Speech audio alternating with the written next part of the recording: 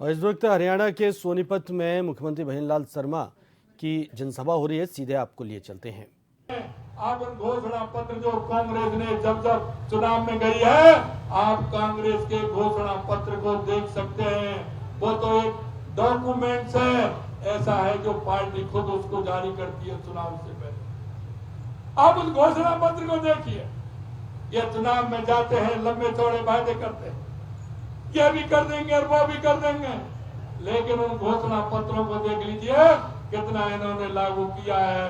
और मैं आपसे कहना चाहता हूं, देश के यशस्वी प्रधानमंत्री नरेंद्र मोदी जी के नेतृत्व में 2014 के बाद चाहे हमारी गरीब कल्याण की योजनाएं हो, चाहे हमारे विकास की योजनाएं हो, चाहे आतंकवाद और नक्सलवाद का खात्मा हो, और या फिर दुनिया में बढ़ता हुआ भारत का सम्मान हो, वो आज आप देख रहे हैं। और मैं आपसे कहना चाहता हूं मेरे भाई और बहनों, सबसे बड़ी बात, देश के अंदर जिस तरह की अराजकता चल रही थी, देश के अंदर जिस तरह से आतंकवादी कहीं रेलवे स्टेशन पर बम फोड़ते थे, तो कहीं बस स्टैंड के अंदर बम फोड़ते थे, कहीं भीड़ वाले बाजार में बम फोड़ते थे।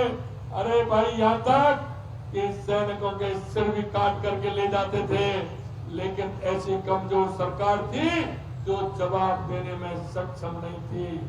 आज देश के यशस्वी प्रधानमंत्री नरेंद्र मोदी जी के नेतृत्व में ऐसी सरकार बनी है कि अगर उधर से एक गोली की आहट होगी तो इधर से गोला जाएगा और उनको तुरंत जवाब देने का काम यह सरकार करेगी। मैं आपसे इसलिए और ध्यान दिलाना चाहता हूं, आप पीछे की तरफ जाइए। गरीबी हटाओ का नारा किसने दिया? गरीबी हटाओ का नारा इंदिरा जी ने दिया, राजीव जी ने दिया, मनमोहन सिंह जी भी दे गए, सोनिया भी दे रही हैं, और अब उनके लाडले राहुल गांधी भी दे रहे हैं। अरे आप पूछिए, आपने गरीबी हटाओ का नारा दिया था, लेकिन कभी आपका गरीबी से वास्ता रहा है क्या? कभी आपने गरीबी के नजदीक जाकर के देखा है क्या? क्या मजदूर के पास जाकर के देखा है क्या? मैं भाई और बहनों में कह सकता हूं, अगर कोई गरीब की, किसान की, मजदूर की अगर कोई बात जान सकता है, वो आप में से निकला हुआ व्यक्ति ही जान सकता है। आप में से निकला हुआ व्यक्ति जान सकता है। और मैं इस बात को कहता हूं, मैं जहां जाता हूं मैं इस बात को कहता हूं कि जिसके नहीं फटी विवाही वो क्या जाने पीर पराई। जो किसानों के यहां से निकल करके नहीं गया, उसने किसानियत नहीं देखी, उसने गरीबी नहीं देखी, वो कुछ नहीं कर पाएगा। ये तो वो लोग हैं जो गरीबी का ढोंग करते हैं। मैं कहना चाहता हूं, ये वो लोग हैं जो देश के टुकड़े करने वाली गैंग के साथ रहते हैं, देश के टुकड़े वाली गैंग के साथ रहते हैं। और आपने देखा होगा, जो लोग कहते हैं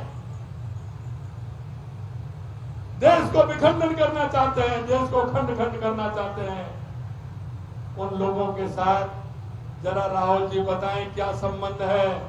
आप विदेश में जाते हैं, ऐसे लोगों से मिलते हैं, अरे आपका कनेक्शन तो बता दीजिए कि उनसे आपका क्या कनेक्शन है?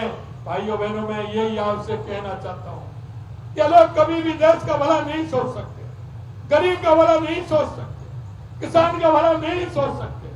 और मैं आपसे कहना चाहता हूं, इनके घोषणा पत्र को देखिए, हमने हमारे संकल्प पत्र में जो वायदे किए हैं, मैं आपसे कहना चाहता हूं, हमने जो संकल्प पत्र में वायदे किए हैं, देश के यशस्वी प्रधानमंत्री नरेंद्र मोदी जी उस एक एक संकल्प को पूरा करके बताएंगे, एक एक संकल्प को पूरा करके बताएंगे। मैं अगर राजस्थान की आपसे बात करूं, आप सभी लोग राजस्थान जाते हैं, आते हैं, अखबार भी पढ़ते हैं, टीवी भी देखते हैं। मैं आपसे कहना चाहता हूं मेरे भाई और बहनों, हमने जो 9 महीने पहले जो संकल्प किए थे, हमने 8 और 9 महीने के अंदर 50% संकल्पों को पूरा किया है। 50% संकल्पों को राजस्थान के अंदर पूरा किया है। और मैं यही कहना चाहता कि जो कहता है राजनीति ऐसी नहीं होती है, राजनीति में विश्वास होता है। और मैं आपसे